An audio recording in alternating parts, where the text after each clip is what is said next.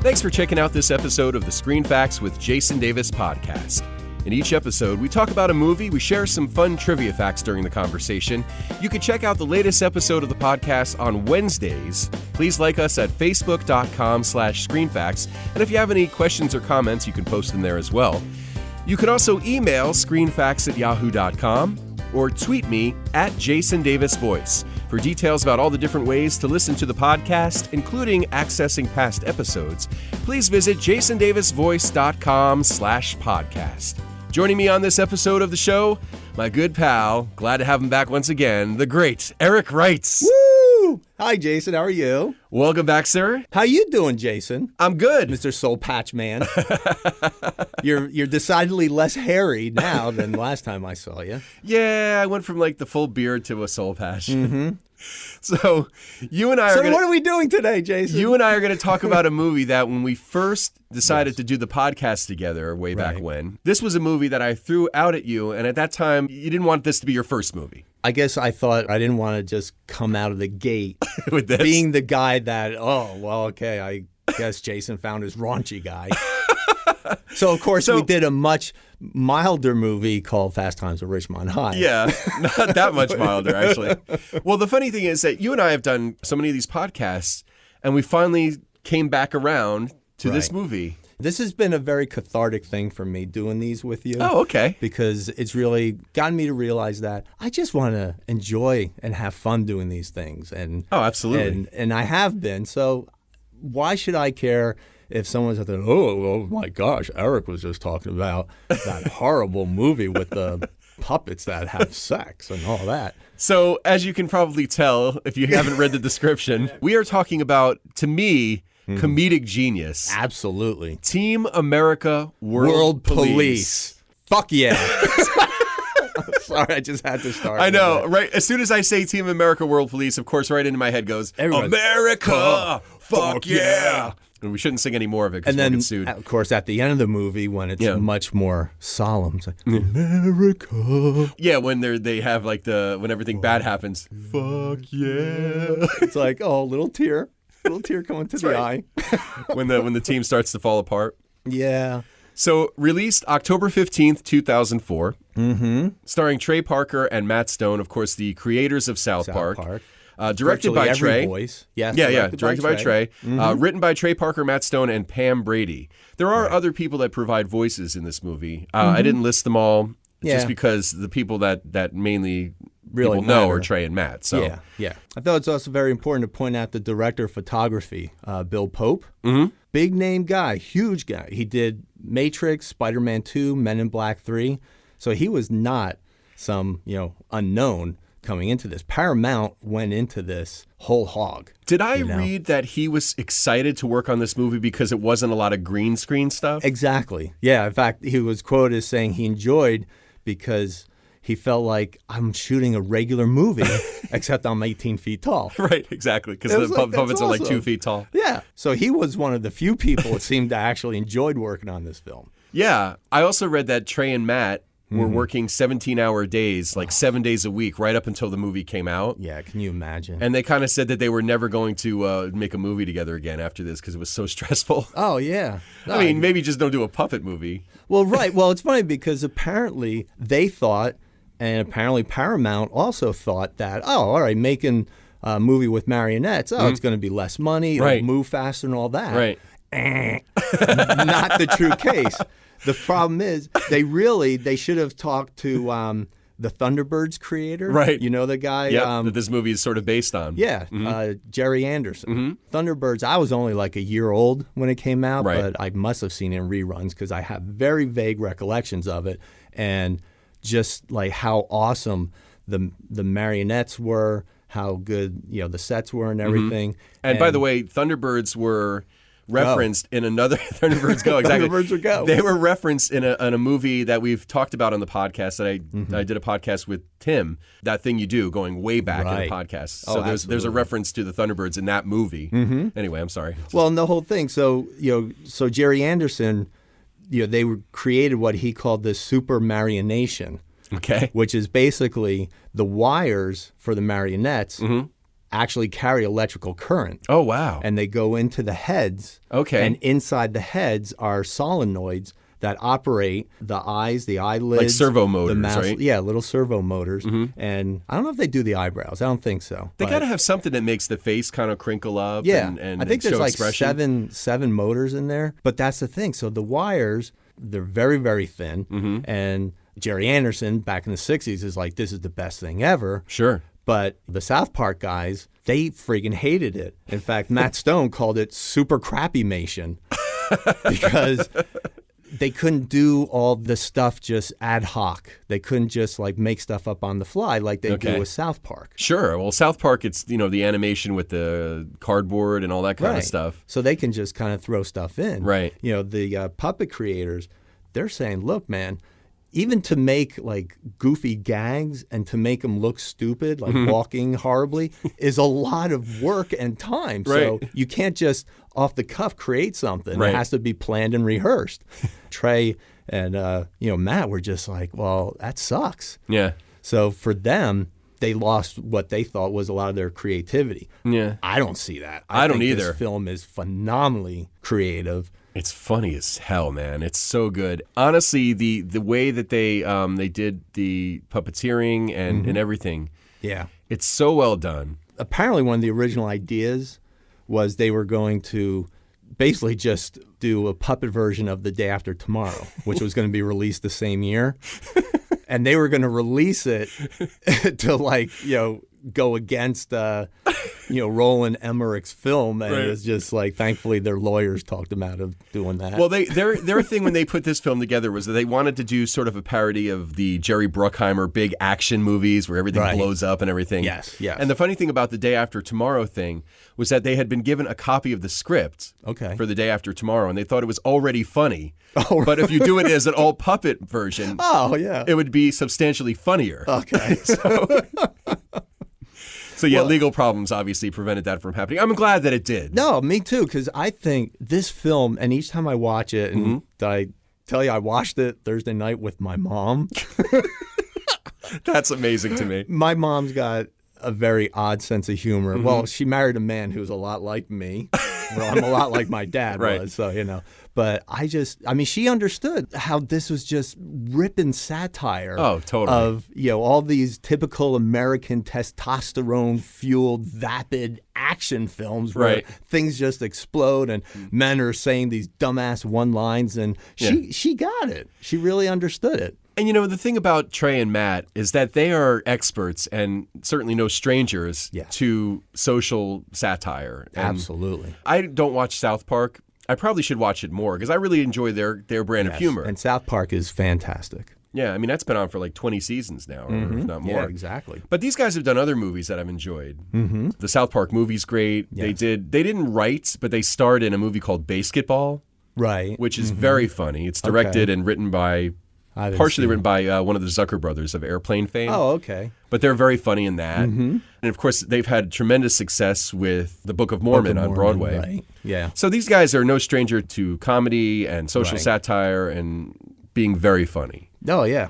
Absolutely. And just the way that they not only send up action movies in this movie, but just the way they send up the celebrities. Oh, how they, celebrities all have an opinion. And by the way, I'm not one of those people that thinks that celebrities should shut up when it comes to politics and yeah, everybody's got an opinion. Yeah, I think it's valid. And listen, if you're a celebrity and you got people's ear and you have a point of view, I don't think there's anything wrong with expressing that. No, absolutely. The only difference between a celebrity expressing their opinion on politics and you and I doing it is that more people know them. Right.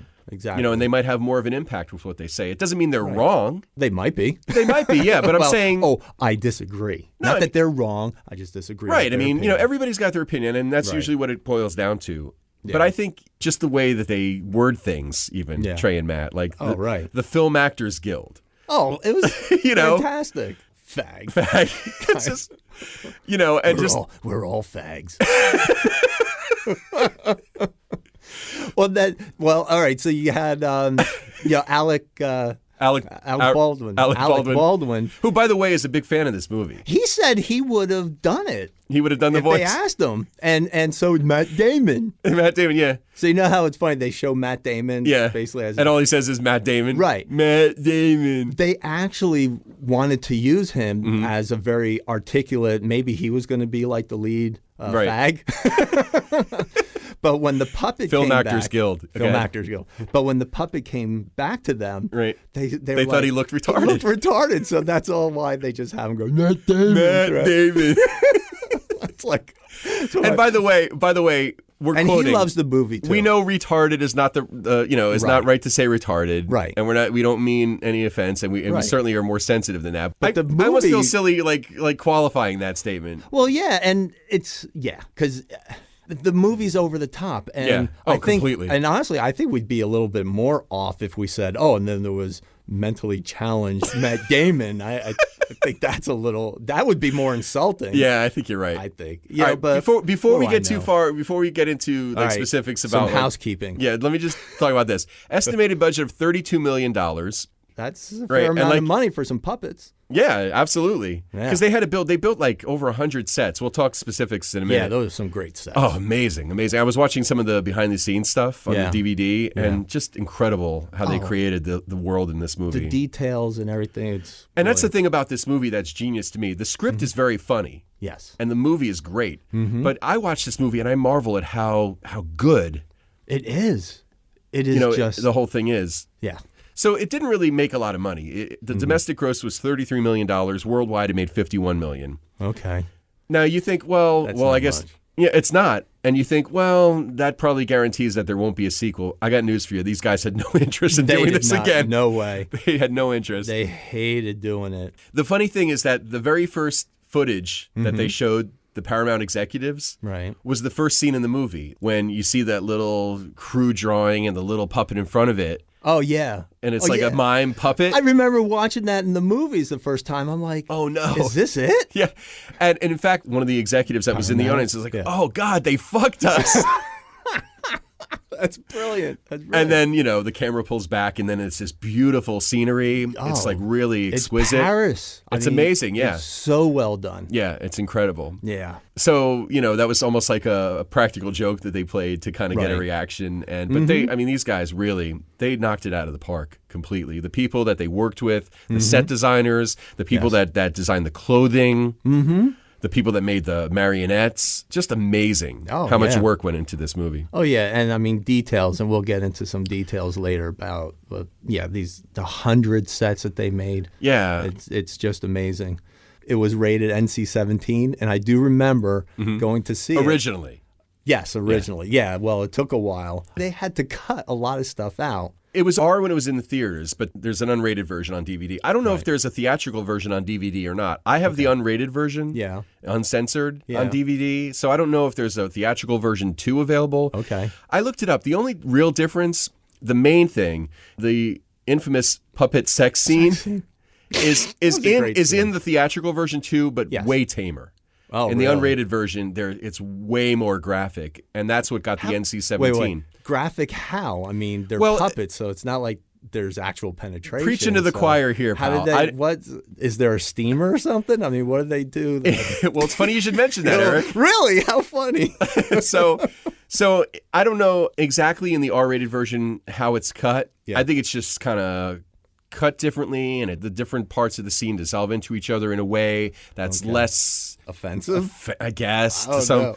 But anyway, I would love to see that. Yeah, I mean, in the uncut version, I could show it to you. Because it's like puppets. But in the uncut version, he pees on her face. Oh, and then she takes a shit like right in his eye. Oh yeah, I don't need to see that. It's so ridiculous that it's funny to me. Did they use like chocolate pudding or something? No, it looks like shit actually. Yeah. It looks like legitimately shit, and it looks like it's legitimately coming from her too. Oh, but it's funny as shit. It's really. Gosh. And then there's a extended 69ing, and he's licking her ass. There's all every possible position that they could put these puppets in. Yeah. And he's anatomically like a Ken doll. He has he doesn't have a penis. She has boobs. Right. So there's marionette boobage in this movie. There is. Which we always like to acknowledge. Ridiculous. Yeah. It's funny. It's like it's ridiculous. ridiculously perky and big. Well, of course. It's very funny. And of course, she's blonde and blue-eyed. Right. Yeah, she's the perfect. You saw the theatrical version. I saw it in the theater, and I remember. But when you watched it Thursday for the podcast. Right. It was the same thing. So you didn't see any of the stuff I just described? No. Oh, so that's interesting. Because I just, we got it just like, I don't know. Rented it or something? Yeah, we just talked to the TV and it boom, showed up for $2. Oh, cool. All right, so yeah, I guess the theatrical version's available for rental on Amazon or whatever. Yeah. Okay, yeah, so I bought the DVD years ago when it came out, and I think the only thing they had available was the unrated. I'm like, oh, cool. Oh, really? And I just thought it was so funny that the warning for the movie was, it said this movie contains adult language, graphic violence, graphic nudity, all performed by puppets.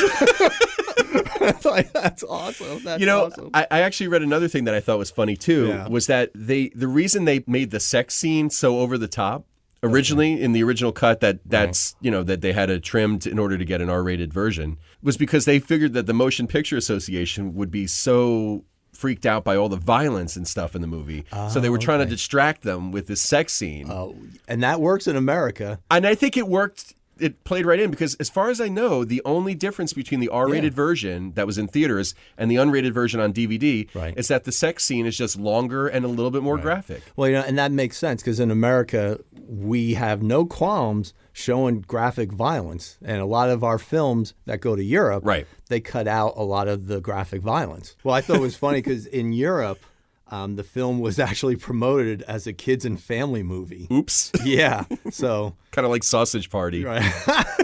So you can imagine there's probably some pissed off parents there. Yeah.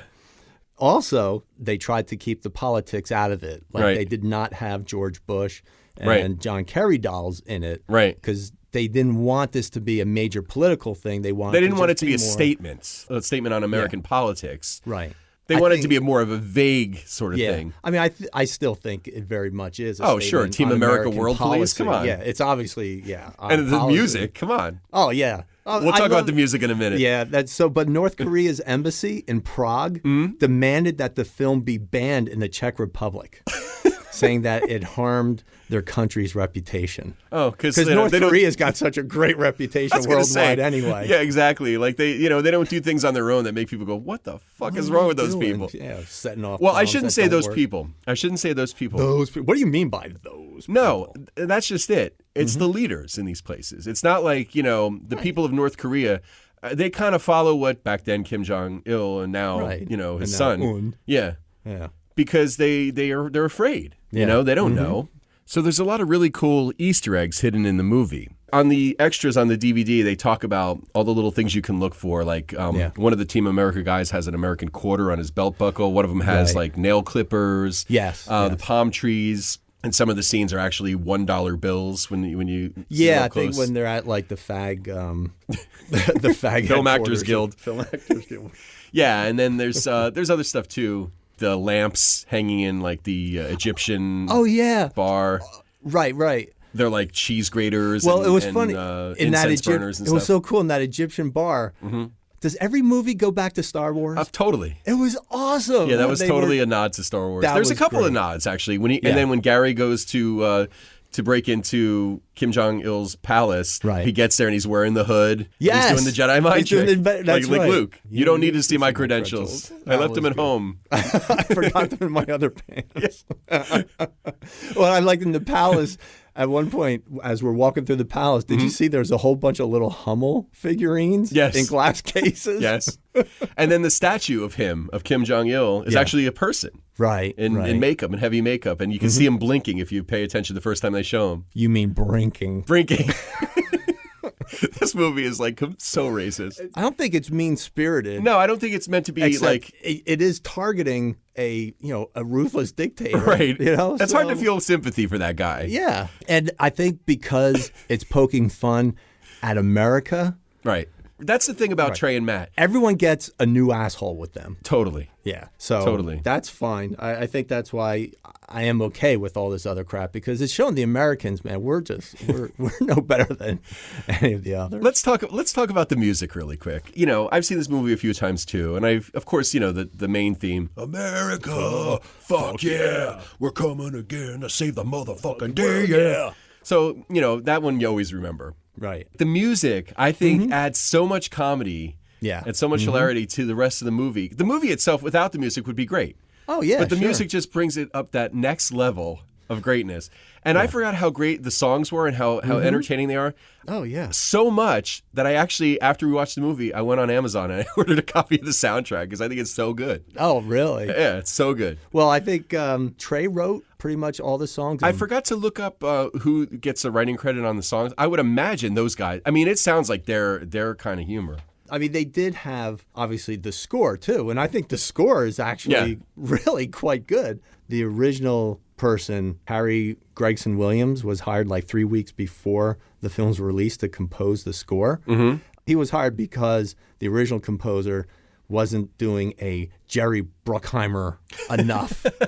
They really wanted to sound like a Jerry Bruckheimer movie, too. So basically, an interview with this guy, Steve Jablonsky, who was one of the co-composers of the music, said they basically wrote it and recorded it all in 8 days. Oh, wow. That's hardcore, man. Yeah, so that's pretty nuts. And I thought, and that soundtrack. Yeah, Trey Parker wrote or co-wrote most of the music that you hear. The songs. The songs, the really funny lyrics and stuff. Which makes sense because those guys I think they wrote the music to Book of Mormon too, which is a tremendous success. I've never seen it. I'm dying to see it because I hear great things. Yeah. Maybe not the music, but the lyrics to the songs in that show too. So. Well, and there's some great lyrics, I think. And then the South Park movie too has great music. Yes. So these guys are no strangers to writing good stuff. So there's some really funny stuff with the characters, especially when after the first mission doesn't go well and Gary thinks that he's the reason for people dying, so he goes on a bender. Right, yes, he goes on a bender. That vomit scene oh my God, that's hilarious. The greatest. There's something about puppets throwing up. Gary's eyes would get all big really as he's getting ready to puke. Yeah, but then when he throws up and then it looks like he's done and then he goes again. He keeps going like 6 times. And I saw it in the theater with a friend of mine. My friend almost puked. Oh my God, for real? Almost threw up. Right, Bob? He almost threw up. He was like, I can't watch this. It was great. It looked so fake, though. It did look fake, but still, I mean, it looked gross. And of course. Yeah, and then the last fit, he's like shaking. Yeah. Like he's got major hippie withdrawal fits. But then it's like spewing out of him like a hose. Buttering out, yes. And then it comes out, like a hose. Oh my gosh, it was hilarious. Awesome. And there's a funny thing with that shot, too. Yeah. Oh, the shot when he's laying in it. Yeah, he's laying overhead. The overhead shot when Gary's laying in the pool of vomit is actually Trey Parker. And it is a pool. It's Trey Parker? It's actually Trey Parker wearing a pair of fake legs. So the proportions closely match those of the marionettes. Really? Yeah. And the vomit, by the way, was a mixture of soup and beer. Soup and beer. Oh, so that was pretty Probably gross smelled anyway. lovely, yeah. Oh, yeah. That's pretty nasty. I really liked how they introduced, you were talking before about some of the real things that were put in the film. The household objects, yeah. Yeah. I think I laughed so hard when they brought in the Panthers. Yes. To fight a couple of the That's the greatest. Americans. I'm glad you brought that up. I love that. The little kitty cats. Yeah, the black cats. That was great. And I love that's so good because that one character, the girl that Sarah, yes. Who supposedly was telepathic. I love how the whole movie she's just spouting off the obvious. Like, I sense you're making him uncomfortable. Yeah, I sense I'm going down. Yes, when her plane. You're right. Yeah, her plane shot down. I sense I'm going down. But she actually was able to talk to the cats. Yes. Shebas, you're not mad at us. Shebas, that's Turn on your captors. Turn your captors. Boom. And they jump through the glass. That was great. So good. This movie is genius. It's very funny. It's very well written. The music is fantastic. Right. And above all else, the execution of this movie is unbelievably great. I always assume that people who are listening to the podcast are listening because they've seen the movie and maybe they want to learn something about it or they just want to hear two guys geeking out about it. Right. Whatever the reason. Yeah. But if you have never seen this movie, please, it's very funny. Do yourself a favor. I guess you kind of have to have a specific sense of humor, sort of. Well, right? if you like South Park, then you'll like this. You'll get it. Yeah. Oh, absolutely. I think you need to get this movie. If you're easily offended, don't watch this movie. Right. Yeah, and if you have seen the movie and you haven't seen it in a while, I recommend you definitely revisit it. So any other scenes stand out for you, bud? They're going to sneak Gary in. to meet with the terrorists. And they come in on all the giant planes and the helicopters with the big red, white, and blue. They all jump out in their jumpsuits with all their guns, like 10 feet from the bar where all the terrorists are meeting. Right. Don't land somewhere in the distance. Right. That's what's great about the movie. It's completely ridiculous. It's completely preposterous. Yeah. But you know what's funny, too, is that all the different places that they go to, whether it's Cairo, Paris, whatever, Panama, they talked about this in the extras on the DVD, that they're what America's ideas of these places is. Paris, they got the Eiffel Tower, the Louvre. Right. The Arc Triomphe is right there. Right. Everything's all in it was like 3 blocks of each other. Right. It's ridiculous. Yeah. But it's just funny that they try to tap into what Americans think these places are like. Yeah. Of course, there's a mime on the street in Paris, and of course, which was Trey Parker. Yes, it's supposed to be. He's supposed to look like Trey Parker. Yeah, but the Egypt, of course, has like the little marketplace, like in Aladdin. Yeah, right. It's completely ridiculous. Yeah. So, I mean, you gotta look at this movie with a certain point of view. I don't think that they're purposely trying to be offensive in the sense that they're trying to make fun of Egyptians or Parisians. I think you just have to have a sense of humor. Listen, there's legitimate racism in this world. I don't want to go on a rant about how social injustice and all that kind of stuff. That's real. In our society, that is very real. And that definitely needs to stop, without question. But, it's a movie with marionettes. I mean, you can't take it too seriously. It's ridiculous. The way they walk, the way they bump into shit, the way they fight. Oh, yeah. Everything is so hilarious. Oh, the fighting was great. Oh, it's amazing. It's like, when they go hand to hand and it's just like, and the wires are getting... just flailing, the wires are getting tangled up. So good. It was. It was great. So good. But yeah, I think you got to see it again if you haven't seen it in a while. And if you've never seen it, it's definitely worth a look. And I recommend watching it with your mom. Or my mom. And if you're not easily offended, the unrated version, that sex scene is so over the top funny to me. God. Well, Erik, as always, a pleasure doing the podcast with you. Thanks for coming in and recording with me. Absolutely. I appreciate it. I dug it. Again. Cool. And thanks to you for listening. We always appreciate any feedback that you want to throw our way, even if it's something that's constructive criticism. We welcome it. You can go to the Facebook page, facebook.com/screenfacts. You can let us know if you have a favorite scene from the movie that we didn't talk about or any other comments. If you prefer to email, the address is screenfacts@yahoo.com. You can follow me on Twitter @JasonDavisVoice. Check on Wednesdays for the latest episode. For details about all the different ways to stream and download the podcast, including past episodes, please go to jasondavisvoice.com/podcast. Show theme music by audionautics.com. Thanks to our announcer, Kim McKay from kimsvoice.com. Screen Facts with Jason Davis is a production of Jason Davis VoiceOver. Visit jasondavisvoice.com if you need a voice for a commercial, narration, promo, internet video, e-learning or training program, and more. Click on the podcast page to get information about where you can download and listen to past episodes. Listen again next Wednesday for a new episode of Screen Facts with Jason Davis.